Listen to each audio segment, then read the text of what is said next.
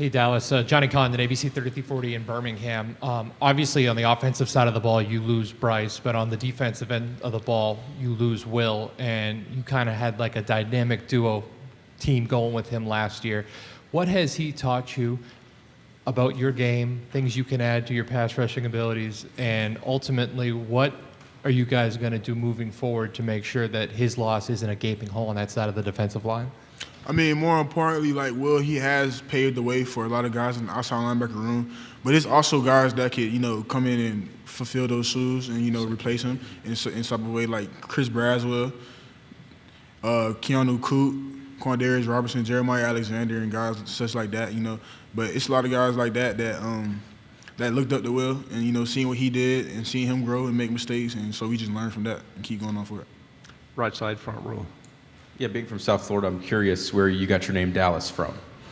You gotta ask my dad that, honestly. I ask my dad that question every day, he just say the same answer. So. Left side, and then pass your mic one over when you're done. Tyler White, WVUA 23 in Tuscaloosa.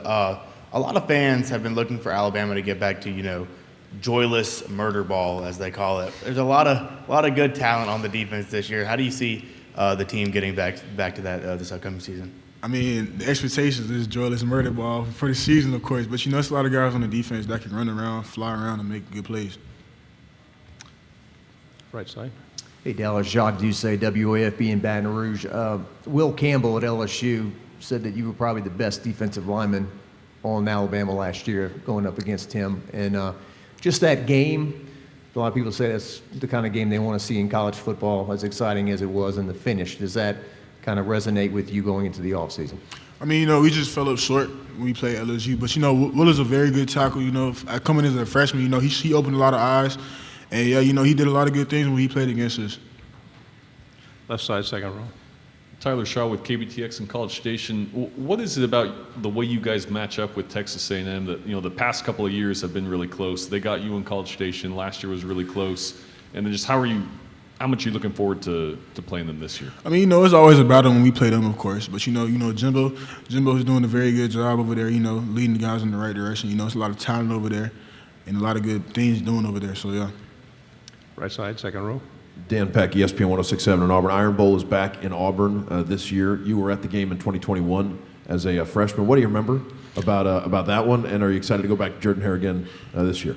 Honestly, I didn't know how important and how deep the rivalry was till I actually ran out the tunnel for the stadium. So once I ran out the tunnel and seen all those people and they really did not like us, it was it was kind of eye opening. But I'm looking forward to that game. It's going to be a good game every year, especially at Jordan-Hare. That atmosphere is crazy over there. It's very loud. And they call it the jungle, so this is definitely a jungle for sure. Left side, third row. Nick Brooks with WTVY in Dothan. What's the biggest difference you've noticed between Kevin Steele and Pete Golding, heading into this season? I mean, they're both very good defensive coordinators. I'll say that first and foremost. But Kevin Steele, he has more experience. I'll say that. With Alabama, he understands the standard and knows what he's supposed to be doing as a defense. Being under Coach Saban. Just being there for a long time. And also, he's been a defensive coordinator for a very long time, just been in the game for a very long time as well. Second row. Kennedy Wright with CBS 42.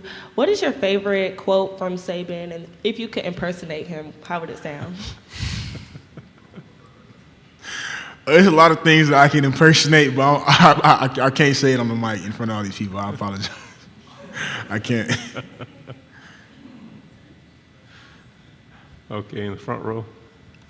How important was Will to your development? Obviously he had a year on you, and maybe what did he teach you so that you can teach the new guys that are coming in under you? I mean, I feel like Will taught me a lot, and we taught each other a lot. I'll say that a lot. But, just seeing him grow and him seeing me grow, it's been very good. I took a lot of things from him. I feel like I wouldn't be who I am today without him. I'll say that. And, yeah, he's a very important person in my transition from high school to college football. I'll say that, yeah. Second row, and then pass it right behind you. Gotcha. Dallas, we'll talk about that. Tony Reese, WTVM's Columbus, Georgia. Basically, saying it's Bama doesn't lose, they reload. So essentially losing both Will and Jordan to the draft this past year, you know, Kool-Aid are kind of the new guy, like the vets on the team now. And as far as the defense, we know what the defense brings each year. Just kind of how you guys hoping to really reload and really go out there this year. You know, we just hope to just lead by example every day. You know, we got new guys coming in too, so we just hope to show the new guys how it really is supposed to be at the University of Alabama and the type of football we play and the type of attitude we have day in and day out. There's a tremendous amount of hype for Caleb Downs coming in, obviously one of the highest ranked players coming into Alabama. A lot of Mika Fitzpatrick comparisons. From what you saw in spring ball, what can fans expect from him, and do you expect him to be an immediate impact player for your defense? Oh, yeah, Caleb has all the possibilities to be an immediate impact player, you know, physically gifted, very smart, very cerebral on the field, and, you know, he's a guy that you can also depend on as well. You know, he's a young guy, but he also knows what he's doing, you know, communicates very well, you know, is very confident, too, in his game. You know, if you look at him physically on the field, you can tell that he's ready to play, so. Back row on the right. Jason Williams, WTVA 9 News. Obviously, coaches move around a lot, and Pete Golden has moved to Ole Miss out in Oxford. Is it going to be weird for you seeing your old coach on a different sideline this year? Oh, of course, yeah. You know, Pete Golden was my first defensive coordinator so when I came to Alabama. So, you know, it is going to be a little weird seeing him at Ole Miss, but, you know, he had to do what he had to do for him and his family. So, you know, I hope for the best for him. Final three questions in the back row, then pass it to the left, and then we're coming up front. Dallas, Jamal Kennedy, WSFA 12 Sports in Montgomery, Alabama. There's an expectation at Alabama that you guys will play for championships. I'm just curious, after missing that last year, what kind of either taste that left in your mouth, or what kind of memory did that leave in your head that you carried with you in the offseason? I mean, I would say that we have a new season coming up with a lot of new opportunities and a lot of new doors that we could open, and we just plan on going 1-0, and, you know, just laying that foundation now in the summer and during the off season should be important into going into the season in the fall camp and stuff like that. So I feel like it should all be good. On the aisle. Yeah, hey Dallas. We didn't see you in the spring because of injury. Just how are you feeling physically, and how ready are you to get back on the field? I feel great. You know, that time off really helped get my body together, you know, physically after playing a very hard, long season. So, you know, I feel like that rest of kind of sitting out for the spring kind of benefited me in a way. WBTM in Birmingham.